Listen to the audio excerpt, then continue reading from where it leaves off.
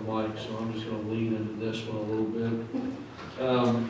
Grateful for the opportunity to be here.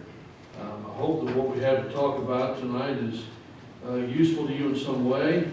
I would ask you to have your Old Testaments open to Psalm 81. We'll take our initial text from there in just a moment.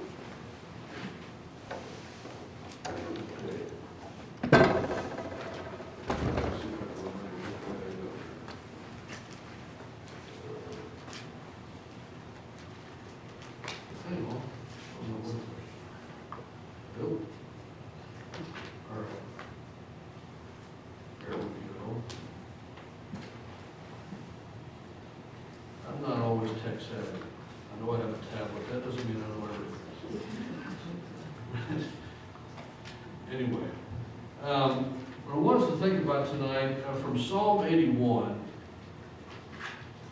As we look there, verse 7 reads this way: "You called in trouble and I rescued you. I answered you in the hiding place of thunder. I put you to the test at the waters of Meribah." As we look at that text, the title of the lesson is The School of Meribah. Well, they learned something there. At the waters of Meribah, the people of Israel learned something. And as the psalmist writes, he is referring to Israel's history. And what we learn from that, first off, and as we think about our own lives today, there are things that, as we go through life, we may see a test from God here or there. But as we look at this first, we see that God may test us as these people were tested. The psalmist is calling into remembrance the events of Exodus 17. And as you turn with me, if you would, to Exodus 17, 1 through 7, written here, "Then all the congregation of the sons of Israel journeyed by stages from the wilderness of Sin according to the command of the Lord, and camped at Rephidim. And there was no water for the people to drink. So the people quarreled with Moses and said, 'Give us water so that we may drink.' And Moses said to them, 'Why do you quarrel with me? Why do you test the Lord?' But the people were thirsty for water there, and they grumbled against Moses and said, 'Why is it that you have brought us up from Egypt to kill us and our children and our livestock with thirst?' So Moses cried out to the Lord, saying, 'What am I to do with this people? A little more and they will stone me.' Then the Lord said to Moses, 'Pass before the people and take with you some of the elders of Israel, and take in your hand your staff with which you struck the Nile, and go. Behold, I will stand before you there on the rock at Horeb, and you shall strike the rock, and water will come out of it so the people may drink.' And Moses did so in the sight of the elders of Israel. Then he named the place Massah and Meribah, because of the quarrel of the sons of Israel, and because they tested the Lord, saying, 'Is the Lord among us or not?'" As we look at that text, we remember that moment in our own recollections of biblical history, and we recognize that the people were in need of water, and this people of Israel, this generation of Israel, was a grumbling bunch. When they didn't get it the way they wanted it right away, they were quick to holler, quick to complain, and quick to question everything. We look back at the text and we see the idea, "Why'd you bring us out here to kill us?" Well, they didn't bring them out there to kill them, and anybody with a little bit of rational thought would have understood that. Their patience was thin. But as we look at how God responded, God was going to provide for them. He wanted them to learn how to depend on Him. That's what the test is about. Look at a map sometime. And I'm not saying you haven't. You probably, like most of us, when we study that period of time and we study the layout of the land, there were far quicker ways to get to Canaan than the way they went. Okay? And if you look at a map, you can find a way real fast. I mean, get there in about 2 weeks in their day and time, given the travel they had. God took them a different way, and there's a reason God took them a different way. He wanted to prove these people. He wanted to challenge them to depend upon Him. Challenge them to look to Him and not bellyache, but rather look to Him for guidance, for strength, for all the necessities of life.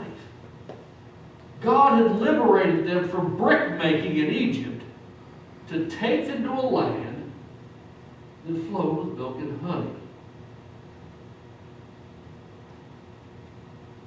As we see it, and I'm a little behind on my slide here, I apologize for that. But as you think about that, you think about how God was testing these people. He wasn't tempting them. And I think we need to understand the difference between test and tempt. God is more proving the people. He is putting them through a gauntlet, as it were, to prove strength in them.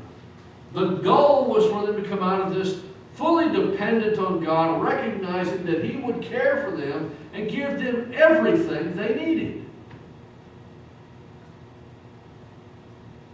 James 1:13 reminds us that God does not tempt man, and God is not forcing to sin. He was not trying to do that with these people. He was trying to get them to lean on Him.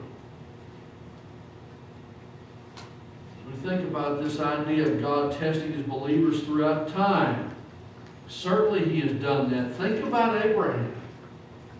Okay, let's go a little bit before the time of Israel.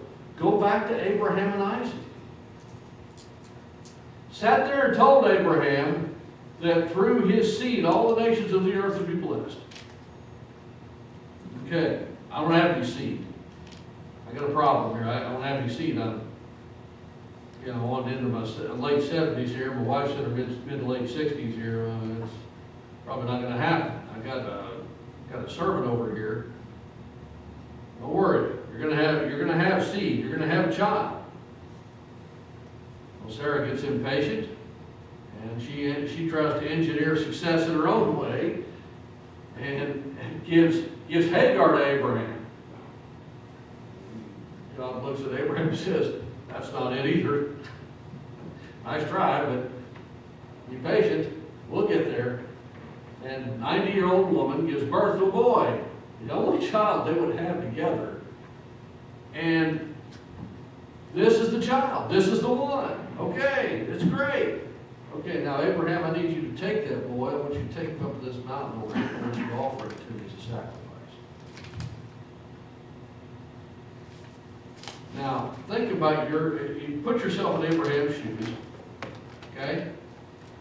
And I'm not saying that we would or would not respond a certain way. But as we look at Israel's reaction in Exodus 17, they screamed, they cried, they yelled, whined and complained for water. So much so that Moses cried out to the Lord. He didn't just talk to him, he cried out to him, "What am I going to do with this bunch?" It almost seemed Moses probably was, I don't know what kind of a parent Moses was, but he was having a parent almost 1 million people. At times it seemed like. But as you look at their reaction, then you look at Abraham's reaction, as God proved him, He tested him.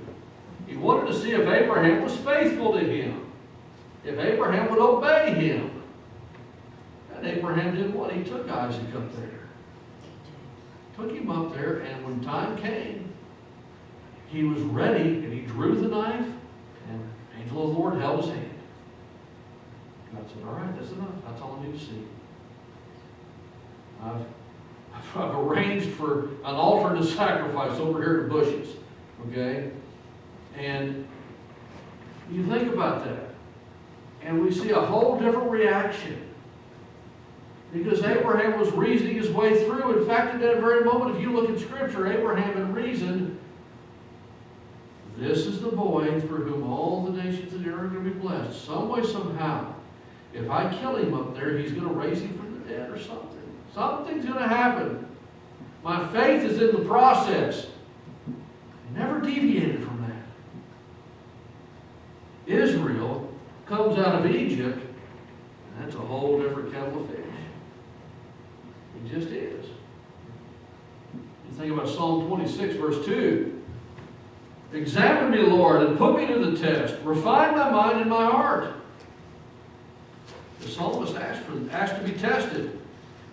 Jeremiah 20, verse 12 reads this way, Yet Lord of armies, who tests the righteous, who sees the mind and the heart, let me see your vengeance on them, for to you I have disclosed my cause.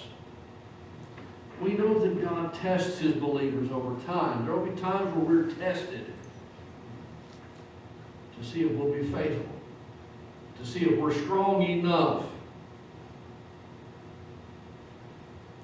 How will we handle that? You look at how Israel begins to handle this test, and they don't start out too well, do they? They start coming unhinged fast. But we see that God is faithful. What does the psalmist remind the reader of in Psalm 81:7? Let's go back and look at our text again. You called in trouble and I rescued you. I answered you in the hiding place of thunder. I put you to the test of the waters of Meribah. Did God provide for them? He absolutely did. He told Moses how it was going to happen. You're going to go over to this rock, you're going to strike it, the water's going to come out. And water's going to come out, and it's going to work out fine. Okay? You're going to be okay. So as we think about that, we come to understand that God is one who delivers His people. He is a deliverer.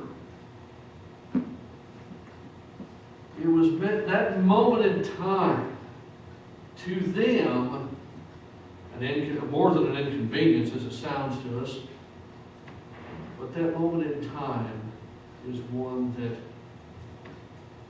showed kind of how that people would react to stressful situations. But it also shows us that God is faithful. He is faithful to His promise to people. And He won't let His people die. He won't let His people crumble or suffer needlessly. And we see that God is faithful under a new covenant. I'll put some passages on the screen here so you can kind of see where I'm going. But as we look at the passages in the 1st and 2nd Corinthians, 1 Corinthians 1:9 reads this way, God is faithful, through whom you were called into fellowship into His Son, with His Son, Jesus Christ our Lord. He tells the church of Corinth that God is faithful always. We can read from Hebrews 6 about 18 and realize that God is not a liar. Okay? We know that God is faithful to His word. Whatever He says He's going to do, He's going to do. Paul reminds the Corinthian Christian of that at the very beginning of the letter. We then look at 1 Corinthians 10:13, and Paul writes there, no temptation has overtaken you except something common to mankind, and God is faithful, so that He will not allow you to be tempted beyond what you are able. But with the temptation will provide the way of escape also, so that you will be able to endure it. We're going to be tempted. That's not by God. That is by the tempter, the devil. But here's the thing. The temptations that we endure are not anything uncommon to people. Sometimes, though, what do we think? We think we're going through something nobody else is. And bless their hearts, they just don't get it. Well, that's not the case. If we'll lean on God, that's the point. As we go through this school of Meribah, we start understanding God is one who tests, but God is faithful. In the difficult time, what does Paul say here, 1 Corinthians 10:13? He will not allow you to be tempted beyond what you are able. In other words, if the temptation comes upon you, you know what that means. That you can beat it. There are a lot of times we may not see that right away. We may not. But we're supposed to. We're supposed to learn that. We're supposed to know that. Because God would not ever put us in peril. He is not one who would hang us out to dry in a situation and say, best of luck, Scooter. It's not the way God is. With the temptation will provide the way of escape. There's a way out. There is a door that exits that room. Okay? We just got to find it. We may have to ask God for help finding the door. But you know what that does? That puts us in a position of dependence upon Him. It puts us in a position of leaning upon Him. The very thing He was trying to galvanize in His people in Exodus 17.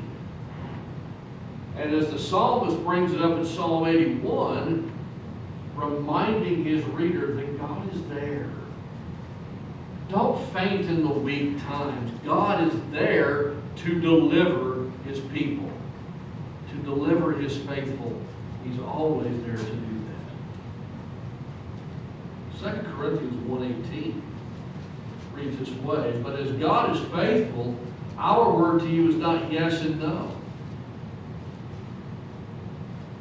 Recognizing again, as Paul identifies God being faithful.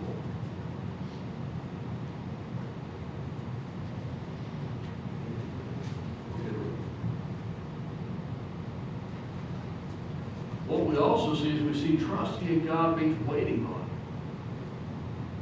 Him. And that's sometimes that's hard too.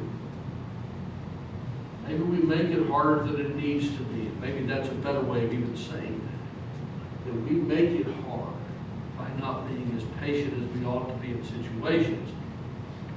But looking back on Meribah reminds the reader of the need to trust in God.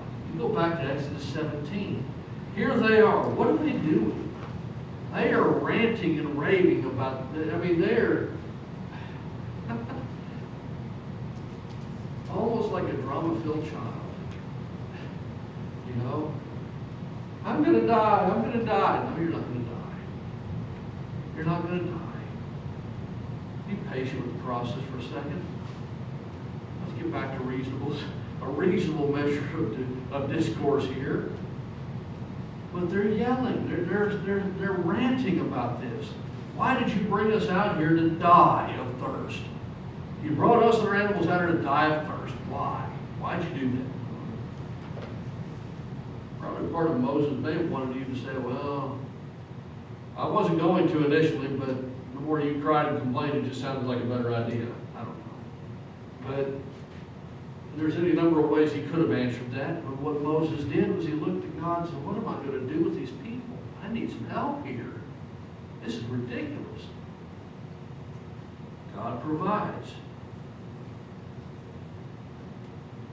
When the people began to doubt, their impatience overtook them.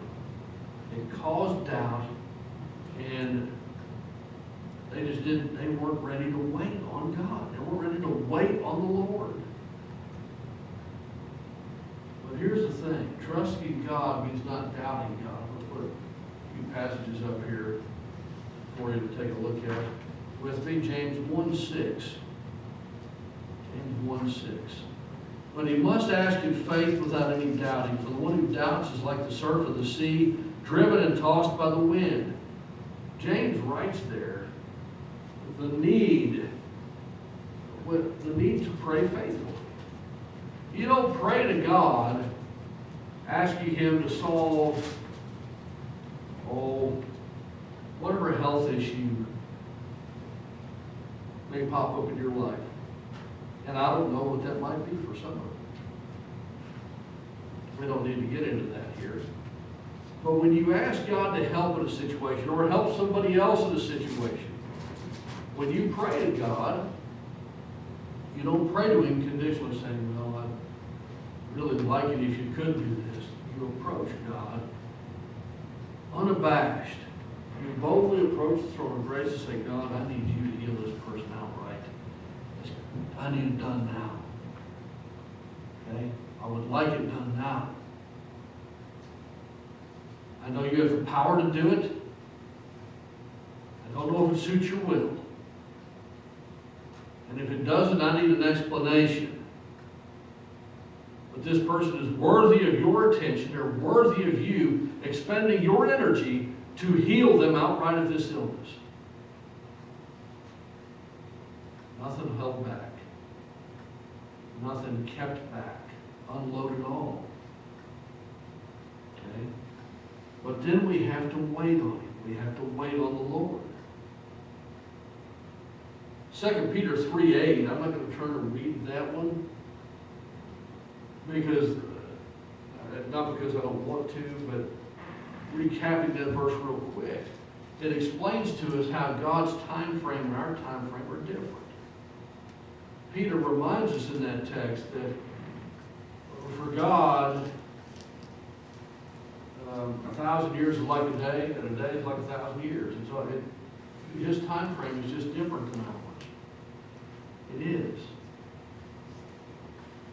God's hurry may not seem like our hurry. We got to be patient. We got to wait on Him to work on His end.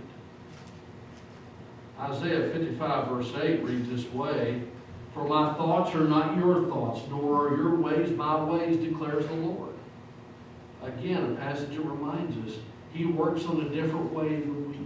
He works on a different time frame, a different schedule than we do. It's okay. He's God. He can. But here's the thing. When we learn to trust in Him, we grow in our faith. What was He trying to accomplish at Meribah? He was trying to get the people to trust Him. Trust that I'll deliver for you. Start trusting, you're going to be more patient with the process. And that's something we've got to learn how to do as well. But last we see complaining is useless. I want you to think about the complaints of Israel. I said the complaints were pointless. They cried out, "Did you bring us out here to die?" Did they develop any faith with those complaints? Did they? Do you think they did? I don't see any faith being developed there at all. I see somebody screaming and they finally get something. That's not faith. That's the opposite of faith. Did the complaints help develop their faith? No, it did not. And in fact, as you look at that people go from Egypt to the brink of Canaan, that generation went to the brink of Canaan. They didn't make it in. Why did they not make it in? A number of opportunities availed themselves along the way because they were constantly complaining and being a great source of strain between Moses and God. But ultimately, it's because they believed 10 men who thought they could not take the land with God's help. They didn't believe in God. They didn't believe in God to deliver them. After all the ways He had delivered them, they still didn't believe in His ability to deliver them in that land, and they didn't make it in. And what's worse, the two men who were leading them there, largely I say the two men, Moses and Aaron. Moses being the primary leader, of course. Moses didn't get in either. Probably because his patience was born thin with the people, and he couldn't harness himself one last time. I don't know about that. I really don't know all the ins and outs that drove his response that second time to do not what God commanded of him, but what he wanted to do. But when you think about why did God provide for them? People were screaming for water. Why give it to them? Why give it to them? Was it their prayers to God that led to their deliverance? No, they didn't pray to God. They yelled. They yelled at Moses. It was Moses petitioning God that led to their deliverance. Moses imploring God on their behalf. That led to their deliverance. Had they trusted in God, their deliverance would have happened without incident. Get on the slide. Go back to that text in 17, 1 through 7 in Exodus, and you see him imploring God on their behalf. That's what leads to the deliverance of the people. So what do we need to learn from this psalm? We need to learn that God is, first of all, faithful, and second, that to trust in God means we must wait on him to do his will. We may ask for God to work in our lives a certain way, but we've got to let God have his time. Let him have his time to take care of that.